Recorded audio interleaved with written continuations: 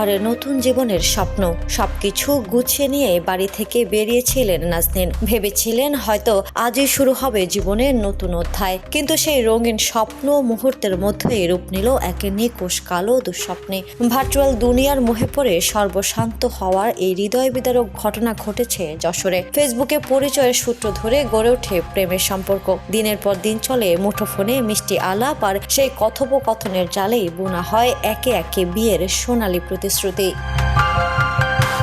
প্রেমিকের সেই অন্ধ বিশ্বাসের টানে বাড়ি থেকে সব বাঁধন ছিন্ন করে ছুটে এসেছিলেন যশোরের নোয়াপাড়ার কলেজ ছাত্রী নাজনীন। বুক ভরা আশা নিয়ে তিনি পা রেখেছিলেন ঝিনাইদহের কালীগঞ্জ বাসস্ট্যান্ড এলাকায়, যেখানে তার জন্য অপেক্ষা করার কথা ছিল তার হবু বরের।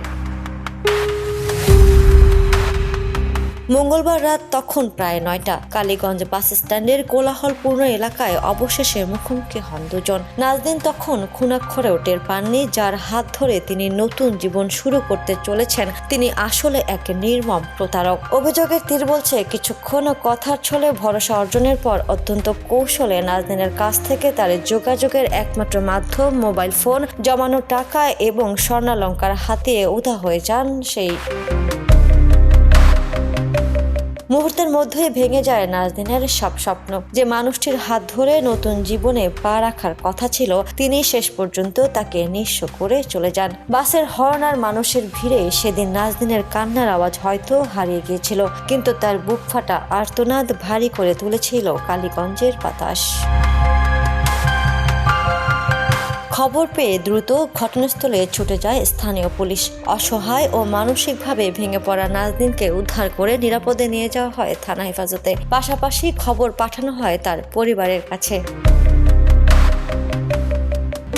এ বিষয়ে কালীগঞ্জ থানার ভারপ্রাপ্ত কর্মকর্তা জেল্লাল হোসেন জানিয়েছেন, ফেসবুকে পরিচয়ের সূত্র ধরেই এই মর্মান্তিক প্রতারণার ঘটনা ঘটেছে। ভুক্তভোগীকে আইনের সহায়তার পাশাপাশি অভিযুক্ত প্রতারক যুবককে খুঁজে বের করে আইনের আওতায় আনতে জোর তৎপরতা চালাচ্ছে পুলিশ।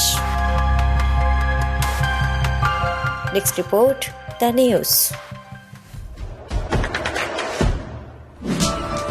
দেশে দেশে সবার সাথে, দ্য নিউজ।